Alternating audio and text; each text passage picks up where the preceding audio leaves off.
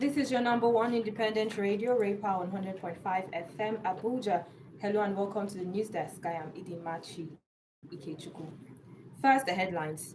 President Tinubu begins high-level engagements at Windsor Castle. AFCON 2025, Senegal to appeal Confederation of African Football decision.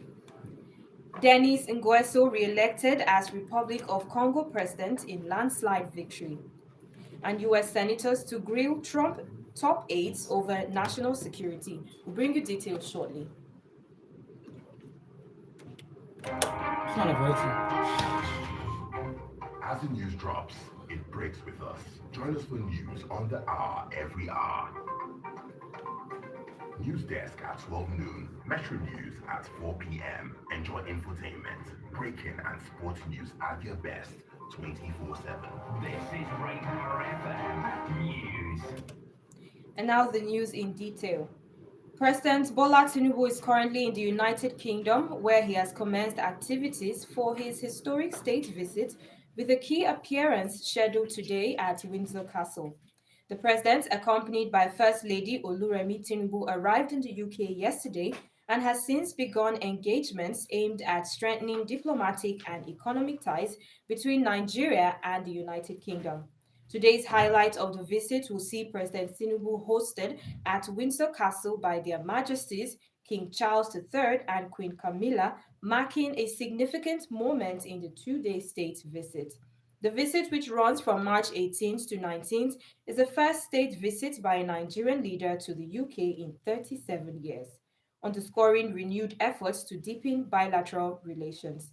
As part of its itinerary, the president is also expected to hold a bilateral meeting with UK Prime Minister Keir Starmer at 10 Downing Street, where discussions will center on trade, investment, defense cooperation, and cultural exchange. Several agreements and memoranda of understanding are anticipated, including a major £746 million financing deal between UK Export Finance and the Nigerian Ports Authority to support the rehabilitation of key port infrastructure in Lagos. Meanwhile, the First Lady, Senator Oluremi Tinubu, is scheduled to preach at Lambeth Palace in London today as part of activities lined up for President Bola Tinubu's state visit to the United Kingdom. Lambeth Palace serves as the official residence of the Archbishop of Canterbury and is a central site for the Church of England. According to details of the official itinerary published by AFP, the First Lady will also meet with representatives of the Church of England during the visit. The visit marks Nigeria's first state visit to the United Kingdom in nearly 4 decades and is expected to focus on strengthening bilateral relations between both countries. The managing director of the Nigerian Railway Corporation, Kayode Opeifa, has announced the full restoration of train services on the Abuja-Kaduna route following a disruption earlier this week. Opeifa disclosed this in a post on X today, assuring passengers of improved safety and operational standards following the incident on Monday, March 16, 2026. The NRC boss emphasized that the swift response of the corporation ensured minimal disruption while reaffirming its commitment to passenger safety and service reliability. The corporation also noted the successful resumption of the AKTS return trip from Rigasa in Kaduna State, signaling a return to normalcy for rail commuters along the corridor. The federal government has introduced a Fly Now, Pay Later new credit scheme to change how Nigerians travel by air. Under the initiative, which was unveiled by the Nigeria Consumer Credit Corporation, Creditcorp, via its X handle, passengers can book flights immediately and pay over time.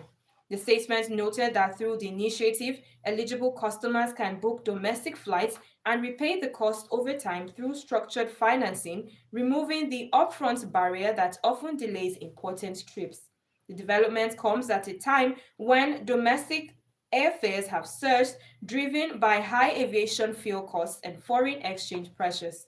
Credit Corps says this will remove the financial barrier that prevents many Nigerians from making important trips, stressing that the goal is to promote financial inclusion by giving more Nigerians access to responsible credit and improving mobility across the nation. The Independent Corrupt Practices and Other Related Offences Commission said reports that it sought a fresh court order to extend the remand of former Kaduna State Governor Nasir El-Rufai were inaccurate. In a statement by the Commission's head of media and public communication, John Ode, the anti-graft agency explained that it appeared in court on March 17th for the hearing of an application filed by El-Rufai on March 6th seeking to overturn a remand order granted on March 5th. According to the Commission, during the proceedings, counsel for the former governor was served with its response to the application, adding that the defense lawyers subsequently requested an adjournment to study the Commission's reply. The presiding magistrate thereafter adjourned the hearing of the application to March 31st, 2026 to allow El-Rufai's legal team time to respond. You are listening to News Desk on Ray Power 100.5 FM. In the news, President Tinubu begins high-level engagements at Windsor Castle. AFCON 2025, Senegal to appeal Confederation of African Football decision. And still to come, Denis Nguesso re-elected as Republic of Congo president in landslide victory. And U.S. senators to grill Trump top aides over national security, plus business, entertainment, and weather. Do stay with us.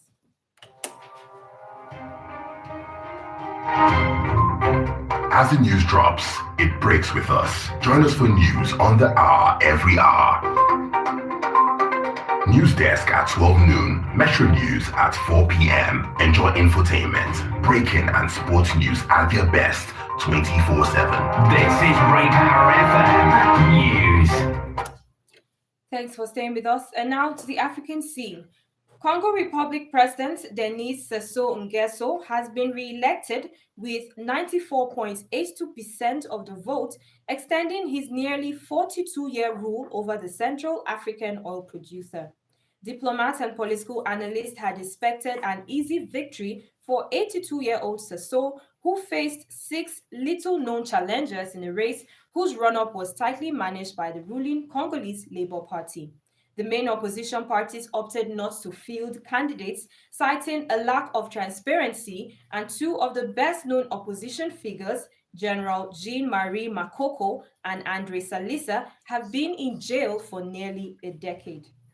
And still on the foreign scene, U.S. senators are set to question top aides to President Donald Trump in public about national security nearly 3 weeks into the Iran war, as the Senate Intelligence Committee holds its annual hearing on worldwide threat to the United States.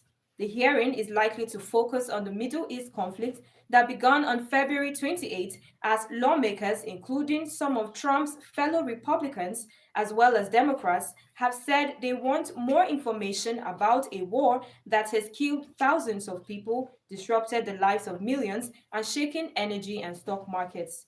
Democrats in particular have complained that the administration has not kept Congress adequately informed about a conflict that has cost U.S. taxpayers billions, and demanded public testimony rather than the classified briefings held in the past 2 weeks. And now a business update from Ray Power 100 FM. A report from Bloomberg says a growing number of Nigeria's power generation companies, GENCOs, have shut down operations amid a mounting 6.8 trillion naira debt burden, crippling their ability to maintain equipment, secure gas supplies, and meet basic operational expenses. The financial strain reflects widening liquidity challenges across the electricity value chain, according to Joy Ogaji, Chief Executive Officer of the Association of Power Generation Companies. And still in business, oil prices fell yesterday after Iraq resumed crude exports via pipeline to Turkey's Mediterranean port of Ceyhan, providing hopes for some relief amid disrupted supply from Gulf producers. With no signs of de-escalation in the Iran conflict, benchmark Brent futures prices have settled above $100 per barrel for the past 4 sessions. This is entertainment news on Ray Power 100.5 FM. Nigerian film producer Wale Adenuga has addressed the controversy surrounding claims made by actor Abiodun Ayoyinka, popularly known for playing the role Papa Ajasco. It will be recalled that the veteran comic actor had stirred reactions after he revealed that he was struggling financially despite many years of acting, and added that he sought permission to use the Papa Ajasco role. In a detailed statement, the founder of Wale Adenuga Productions dismissed allegations of neglect and financial hardship, describing them as misleading. He clarified that while the actor is not restricted from taking other jobs, he is required to seek approval before using the Papa Ajasco brand as it remains copyrighted. Ray Power Sport. The Senegalese Football Federation has officially reacted to CAF's decision to strip them of the 2025 Africa Cup of Nations title. The West African nation has described the ruling as unjust and confirmed plans to challenge it at the Court of Arbitration for Sport. Senegal has broken their silence following the controversial decision by the Confederation of African Football to award the 2025 AFCON title to Morocco. In a strongly worded statement, the Senegalese Football Federation described the ruling as unjust, unprecedented, and unacceptable. The federation says the decision undermines the credibility of African football. Senegal also confirmed it will take the matter to the Court of Arbitration for Sport in Lausanne. The move sets the stage for a legal battle over the tournament's final outcome, which was decided 2 months ago. CAF had ruled that Senegal breached Articles 82 and 84 after its players briefly walked off the pitch during the 2025 AFCON final, which the West African side had won 1-0 after extra time. That decision saw the results overturned, with the title now awarded to Morocco. But Senegal insists they are defending the interests of their football and remain committed to sporting justice. The Federation says it will keep the public informed as the case progresses.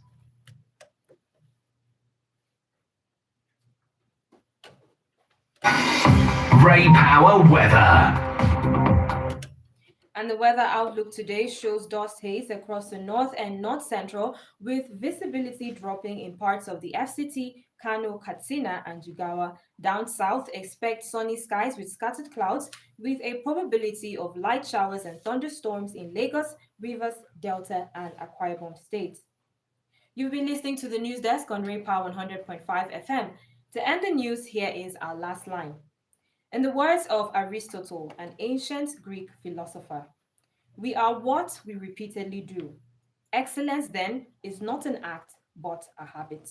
And that's it for the news desk. I am Idimachi Ikechukwu. You can now watch us online and also subscribe to our YouTube channel at Ray Power 100.5 FM Abuja. News on the hour comes up at 1 p.m. Good afternoon. Providing 360 degrees of information and entertainment. Reloaded for today's Niger. Ray Power, Ray Power, Ray Power. Ray Power, Ray Power. Nigeria's original independent radio station.